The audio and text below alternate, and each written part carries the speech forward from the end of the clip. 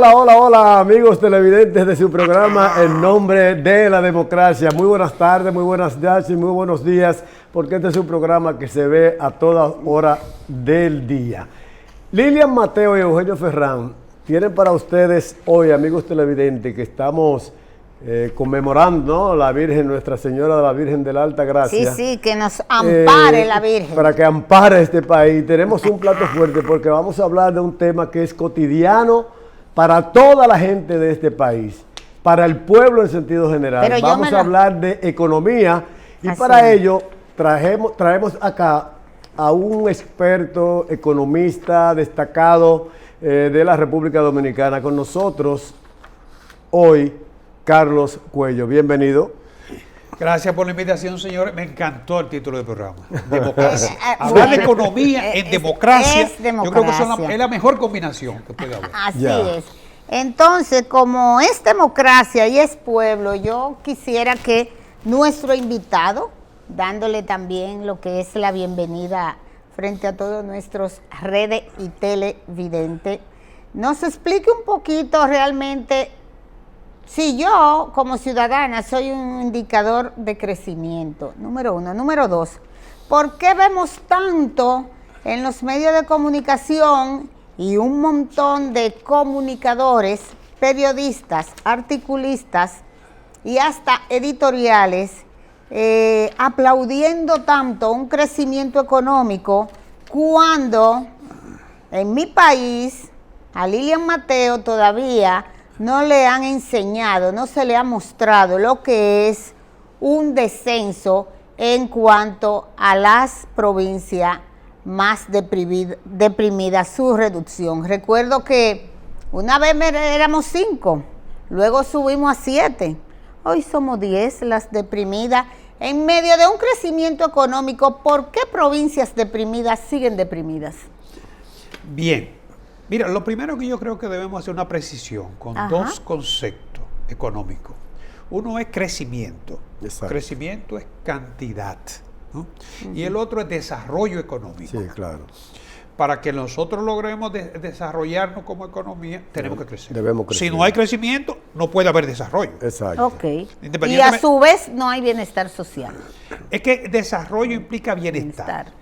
Ahí es la diferencia. O sea, crecimiento es cantidad. Desarrollo es calidad. Calidad de vida, eso que usted acaba de mencionar, los servicios, las atenciones, la seguridad social, la seguridad ciudadana, todo eso es parte del bienestar que está resuelta en un país desarrollado. Exacto. ¿No? Seguimos en vía de desarrollo, Eugenio. Sí, claro. Entonces, bueno, nosotros seguimos en vía de desarrollo. Antes era subdesarrollado, tercer mundo, pero se han ido cambiando los calificativos en todo, ¿no? Hasta en la preferencia sexual, se han cambiado los calificativos. Sí, ahora es LGTB. Entonces, eso yo creo que es importante, porque el hecho de que la economía esté creciendo, yo creo que es un buen indicio. Sobre todo que estamos creciendo donde otros, ¿no?, se han quedado estancados o todavía no han logrado superar el impacto de la pandemia. Todavía hay países que están creciendo, pero si tú caíste un 10 y lo que crece es un 2, todavía tú sigues en el hoyo. Exacto. Porque para que haya un rebote, tú tienes que salir del hoyo. Entonces, en el caso de la economía dominicana, cuando se mira en el contexto de la economía de la región, digamos las economías de América Latina y el Caribe, cuya estadística nos ofrece generalmente la CEPAL, el Banco Mundial, exacto, y el Fondo Monetario Internacional, el Banco Central, obviamente compila la información nuestra. Afortunadamente, las informaciones del Banco Central casi siempre van acorde con la de los organismos internacionales. Y esos organismos hay que reconocer que tienen metodología, son los que diseñan la metodología y la aplican en todo el mundo. En todo el mundo. Entonces, en el caso del crecimiento de la economía dominicana, es evidente que el año posterior a la pandemia, el 21, crecimos a un 12%. La pandemia nos llevó a una tasa de crecimiento cercana a un 7%, pero como quiera, crecimos por encima, ¿no? Yeah. No todas las economías tuvieron esa virtud. Pero hemos seguido creciendo. Y tú coges la tasa de crecimiento de la economía dominicana en los últimos, lo que va de este siglo, y está por encima del 5%, con todo y que en el 2003-2004, con la crisis bancaria, una caída de un 20% de Producto Interno, o sea, un impacto equivalente a un 20%. ¿Por qué la economía dominicana tiene esa dinámica de crecimiento? Mira, la gente aquí seguido busca el capital político. Ajá. Y yo pienso que el gran actor en lo que es el desempeño de la economía dominicana es el pueblo dominicano, es el trabajo de todos y cada uno de nosotros. Claro. Empresarios, trabajadores. El obrero, empleado. Claro, porque eso es lo que mueve una economía. El gobierno importa mucho, porque el gobierno genera servicios como salud, educación, servicios básicos. Y empleos. Agua potable, empleo, infraestructura, y obviamente que el gobierno dispone de recursos, de un capital. Claro, como administrador de la economía. La cosa pública, correcto, ¿no? Y entonces también el gobierno tiene un peso en la economía. Exacto. Se estima que podría estar cercano a un 15%. No hay una fórmula que indique que más ¿Cómo o menos... medir? ¿Cómo medir? O sea, hay países que el gobierno tiene un peso hasta de un 40%, y son países desarrollados, el caso de los países nórdicos, y tiene todo resuelto. Así es. Pero yo no sé si aquí poniéndole muchísimo más recursos al gobierno vamos a conseguir una mejor redistribución. Ahí es donde voy. Ese otro tema. Redistribución. Entonces, fíjate, el hecho de que la economía crezca, aquí el gran actor es el pueblo dominicano, digamos que el sector privado, porque todos somos sector privado. ¿Por qué digo esto? Porque ¿quién es el que paga los impuestos? El sector privado, señor. Son los trabajadores. El gobierno lo que hace es que administra lo que administra lo que recauda. Entonces, lo que tiene el gobierno, ¿quién se lo genera? El trabajo y el capital. De manera que ese sector privado es el gran motor de la economía. Y, por supuesto, la política económica que no interfiere o que apoya la iniciativa privada. Exacto. El gobierno no tiene que involucrarse en una serie de actividades. Obra pública construye, pero obra pública para construir un puente no utiliza a sus ingenieros, ni tiene que utilizarlo. No. Tampoco en Estados Unidos. Buscan compañías especializadas para eso y hacen concursos. Y así, muchos servicios que el gobierno ofrece, el sector privado puede ofrecerlo, qué sé yo, en paralelo o por contrato al gobierno. El asunto está en que se maneje eficientemente recursos. Si el gobierno maneja de forma ineficiente los recursos, contratando más empleados de la cuenta, derrochando, eso no va a sumar a la economía. Mira, Carlos. Si el sector privado lo maneja eficientemente, entonces la economía sí va a ver los resultados. Incluso el gobierno, sí, claro, va a cobrar impuestos. Mira, Carlos, yo tengo aquí en mis manos el resultado macroeconómico y del cierre fiscal del año 2022. Sí. El primer capítulo habla de que la economía dominicana registró sólido crecimiento. Pero la gente no entiende eso de sólido crecimiento. Porque cuando la gente va al colmado, ahora mismo tenemos la crisis del plátano. Te cuesta 45 y 50 pesos un plátano. Yo me sorprendí el otro día que fui a una bodega, el plátano, 45 pesos. Me asusté. Y así tú vas a todos los precios. Entonces, sólido crecimiento. Y la gente no lo siente. ¿Cómo se explica? Bueno, el hecho, repito, de que la economía crezca no quiere decir que la redistribución sea equitativa. Ya. ¿Ok? En una economía socialista, ustedes saben que los medios de producción pasan a manos del Estado. Exacto. Y se produce para la sociedad. Una redistribución trata de ser igualitaria. Exacto. Bueno, esa es la esencia del modelo socialista, ¿no? No lo logra. Oh. Porque si tú no administras bien los recursos para generar excedente, para que haya acumulación, que es el capital, ¿no? Llámale como quiera llamarle, porque justamente la obra de Marx fue una crítica al capital. Exacto. Pero tiene que haber una acumulación en cualquier sociedad. Esa acumulación podría estar en manos del Estado. Si la administra bien, se va a beneficiar a la población. Si la administra mal, va a perjudicar todo, ¿no? O, en el modelo de economía capitalista, esa acumulación está en manos del sector privado. Yeah. Sí. Y obviamente, como la acumulación es privada, los mecanismos de redistribución van a recaer en mejorar las condiciones y la calidad de vida de los trabajadores. Exacto. Y en el pago de tributos para garantizar a través del gobierno una mejor redistribución del ingreso. Fíjate que la redistribución, que es lo que lo llamamos antes la economía política, es la que estudia la parte de cómo llega a la gente lo que se produce en la economía. Si nosotros sentamos a Bill Gates aquí ahora mismo, somos todos multimillonarios. Pero hay uno que lo tiene todo. Exacto. Pero como es distribuido entre tres, per cápita, sí. somos todos multimillonarios. Es todo, ¿Qué es lo que pasa con exacto. la economía? Ya. O sea, la riqueza está en manos privadas. Y no quiere decir que no beneficie al Estado. No, no, no. El hecho de que esté en manos privadas no quiere decir que eso no represente para el Estado ingresos a través del pago de impuestos y los mismos empleos. Porque de lo que se trata no es de que tengamos menos desempleo, es que tengamos empleo de calidad. Y para nadie es un secreto que en el sector privado hay muy buenos empleos de calidad, con seguridad social, con estabilidad de ingresos sobre todo, ascenso, mejora, experiencia. Entonces, la economía de mercado tiene quizá esa inequidad, y es que la acumulación está en manos privadas. Y la economía crece, pero no necesariamente quiere decir que los mecanismos de redistribución del ingreso estén llegando a todo el mundo. Mira, de alguna manera llegan, ¿eh? Porque cuando tú analizas el desempleo, por ejemplo, en la medida en que todas esas inversiones que se están anunciando se llevan a cabo, se van a generar empleo. Ahora mismo una de las zonas que tienen menos desempleo aquí, por lógica, es la zona de Punta Cana.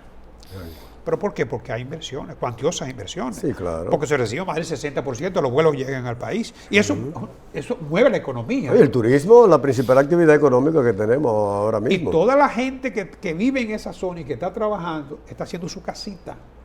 Ahí tú ves la gente ahí tú ves mejoría en la calidad de vida de la gente. Señor Carlos. Dígame. Se me ocurre preguntarle entonces, ¿fue correcta esa decisión de la política económica del Estado cambiar de una economía de producción a una economía de servicio? Mira, yo creo que más allá de la política económica, lo que obliga a hacer cambios en la estructura de producción son los mercados. Son los mercados. Yeah. Nosotros teníamos una economía en los tiempos de nuestra juventud, cañera, bueno, de postre. Sí, sí. Café, cacao, Exacto, tabaco. granos. El tabaco, sabe bien cuál es la situación ahora mismo. Nosotros todavía seguimos siendo unos grandes exportadores de tabaco. No tabaco como antes, sino ahora procesado en una zona franca. Procesado. Somos el principal productor, exportador de tabaco para de tabaco puro. Tabaco procesado. Tabaco puro, que se sigue fumando. Pero lógicamente es un nicho lo que va quedando. Ya Philip Morris y American Tobacco ya Philip Morris no está en tabaco ya. Eso es marginal. Antes no, ustedes recuerdan antes que el tabaco, los vicios era una economía. Y los poderosa. anuncios en la televisión del Marlboro y todo. Entonces, vamos nosotros a seguir dependiendo de una economía donde el mercado ya está de capa caída o reestructurándose, ¿no? No podemos. Cuba llegó a producir hasta 3 millones de toneladas. Sí. Creo, ¿y ahora de dónde está? Menos que nosotros. Sí, menos del 20%. menos que nosotros. Entonces, fíjate que son los mercados los que obligan a uno a cambiar. Tú abres un negocio ahora y tú dices, no, yo voy a vender tal cosa. Pero la gente comienza pidiéndote, demandando otras cosas que tú no las tenías originalmente en tu planes, ¿no? ¿Cuál es su opinión sobre las MIPYME? Las MIPYMES son un sector pujante en cualquier economía. Japón, Estados Unidos, Europa. El problema de las MIPYMES es que son muy inestables. Sobre todo la micro, que es donde comienza la mayor parte de las veces lo que son los emprendedores, ¿no? Los emprendedores, sí. Pero muy inestable. Las estadísticas indican que en los primeros 3 años más de la 3/4 parte desaparece. Muchas veces se llega a ella, y la pandemia fue una evidencia de eso, ¿no? Se llega a ella porque la gente, a verse sin empleo, dice, bueno, pues tengo que vivir de algo. Y comienza con alguna actividad pequeña. Pero el problema de esto es que hay que mantenerse de algo, y una MIPYME no siempre puede mantener al emprendedor. Problema de bajo capital y problema de administración también, en una economía tan complicada como la y de nuestra. mercado, en una economía grande donde tú produces, tienes que buscar un nicho obligatoriamente. O sea, tú no vas a salir a ofrecer un producto que ya esté en manos de un monstruo, digamos, ¿no? Porque tú podrías hacer aceite de coco artesanal y venderlo, pero no va a competir con una marca registrada, que por demás cuando tú llevas el aceite al supermercado, lo primero que te van a requerir es una serie de condiciones burocracia en definitiva, Sí. que ellos no pueden poner ese producto en anaqueles si no cumple con una serie de condiciones. Un registro industrial, un registro de calidad, Una barra, un código de barra para código leer. de barra para saber. Y lo otro es, tú produces aceite de coco artesanal, que tiene un valor, como nosotros. Usted sabe, uno de los mercados que nosotros tenemos es muy acreditado, productos orgánicos, en Europa, aguacate, el mismo cacao, orgánico. Que un producto orgánico se vende 2 y 3 veces más caro, Sí. Porque el que lo compra no lo compra porque es más barato o más caro, lo compra porque tiene una conciencia de lo que, o sea, de la salud. Exacto.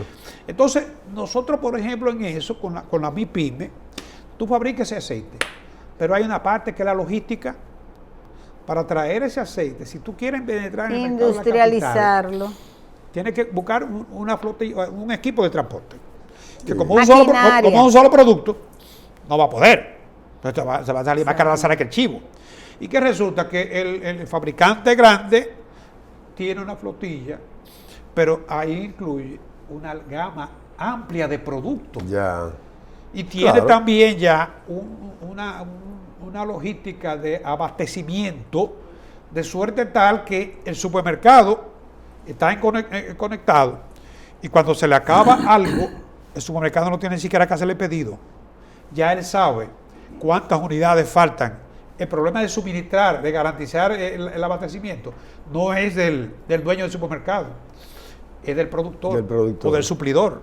Entonces, el pequeño, obviamente que tiene limitaciones para poder penetrar un mercado grande, aparte de que ustedes saben cómo pagan aquí los ciertos tipos de establecimientos Sí. que ahogan. Sí. Pago a 3 meses, a 4 No hay que ir meses. muy lejos. Mira, yo le puse el ejemplo del supermercado, para estar uno produciendo, de esto, digamos que esto, vamos a suponer que esto es una pequeña empresa, pero tú tienes que facturar, tú tienes que pagarle al canal, pero cuando tú facturas a un anunciante y te aguantas 90 días para pagarte, A veces 120. ay, espérate, y darle Sí, la comisión. entonces, óyeme, así, y esa es la realidad del pequeño empresario en nuestro país. Pero sí, tiene un peso importante en la economía, como te digo. Pero eso no quiere decir, obviamente, que las grandes empresas no tengan su rol, no tengan su espacio. Tú no vas a ver una pequeña empresa de distribución de productos derivados de petróleo. Carlos, mira, este informe señala que dice el Banco Mundial que la economía dominicana espera para el 23-24 un crecimiento de 4.9, casi 5, Casi digamos. 5, 4.8 fue. Pero tuvimos una economía que creció 12% en el 21. Y ahora este año pasado 5. 5.3, 5.4. Sí. ¿Por qué esos desniveles de un año a otro? Bueno, lo del 21 se entendía. Se entendía porque el veníamos inicio del hoyo. Caímos, Exacto. Caímos en más de un 6%. De la segunda vez en este siglo que la economía dominicana registra un crecimiento negativo. La crisis de los bancos y ahora, como era natural, la economía mundial decreció. La pandemia no tiene parangón. La recesión fue global. Acabó con todo. Bueno, exacto, como el barbarazo. Sí. Entonces, nosotros fuimos de las economías que menos cayó. Hubo algunas economías, Panamá cayó en un 18. Ya. Y creció un poquito más que nosotros en el 21, pero todavía no llegó al 18. Nosotros caímos 6 puntos y tanto, ¿no? Pero duplicamos la caída en el año 2021. Era de esperarse que este año, sobre ese crecimiento, no íbamos a crecer otra vez en el 12, ¿no? Entonces, tú vas buscando ya la normalidad, ¿no? La tasa media de crecimiento de la economía dominicana en 50 años es un 5%. Un 5%. Yo quiero O sea que gira en torno al 5%. Al año que viene, ¿por qué el 4%? ¿Por qué esa desaceleración? O sea, tú ibas a 80 y vas a 70, desaceleración, pero crecimiento, ¿eh? Entonces, bajamos al 4, 4.8, 4.9, porque va a haber una recesión. Se estima que va a haber una desaceleración en el crecimiento de la economía mundial. China, Europa, Estados Unidos posiblemente crezca cercano a un 1%. Y China va a tener su tasa de crecimiento más baja en los últimos 40 años, después de la pandemia, por supuesto. Un 3% va a crecer. En torno a entre 3.5 y 4. Ya. Claro, por los mismos problemas de la pandemia, Sí. sobre todo el manejo que ellos han Exacto. hecho, ¿no? Entonces, en ese contexto, con una América Latina creciendo a menos de un 2, República Dominicana aparece como uno de los países que va a estar entre los primeros 5 economías de mayor crecimiento. Se estima que son estimaciones, por supuesto. Sí, claro, claro, claro. Entonces yo creo que eso es muy satisfactorio y eso también le voy a decir algo. El hecho de que nosotros tengamos esas proyecciones, eso como que manda, cuando tú quieres algo y tú lo sueñas y tú lo persigues, ¿no? Porque así mismo si nos dicen que vamos a decrecer, nos recogemos también. Señor Cuello, una pregunta muy infantil. Dígame, doña Lilian. Una pregunta muy infantil. Si tenemos una estabilidad económica, si hemos crecido de manera porcentual, ¿por qué tenemos y aprobamos un presupuesto de 1 billón? 400,000 y tanto. Casi 400. O sea, si nos va bien, se lo explico de manera sencilla. En un hogar, si las entradas son buenas, ahorramos un poco, hemos resuelto todos los problemas y tenemos lo que se llaman la ganancia. Pero en mi país yo oigo de bonanza, nos va bien. Y de todas formas, para cualquier obra hay que coger un préstamo. Pero no solo un préstamo. Todos los años aumentamos el presupuesto general del Estado. Entonces, ¿a dónde se van las ganancias? Ese crecimiento económico, ¿por qué no se ve reflejado realmente en lo que es el gasto, ingresos y egresos? Mira, una cosa es la ganancia, otra cosa es el crecimiento. Cuando yo hablo de crecimiento, hablamos de que se produce más. Exacto. Pero no quiere decir que haya una ganancia neta propiamente como en las empresas, ¿no? El crecimiento que hemos logrado en los últimos tiempos ha permitido que el gobierno obtenga más ingresos. Tú coges los ingresos del gobierno y cada día son mayores. Exacto. Ahora bien, los requerimientos también de la población son cada vez mayores. De incremento de los salarios, de mejorar, la gente reclama mejoría, con razón, que se mejore la calidad. Porque tú sabes cuál es la mejor manera de redistribuir el ingreso. Ajá. Mejorando la calidad de los servicios. ¡Ay, maravilloso, Esa es la mejor señores! manera, Vamos a una pequeña pausa para que nuestro economista Seguimos. me diga realmente a dónde está la redistribución de los servicios. De ese crecimiento económico. ¿Por dónde andan las tuberías, agua potable, salud, seguridad ciudadana y demás? Volvemos en un momento.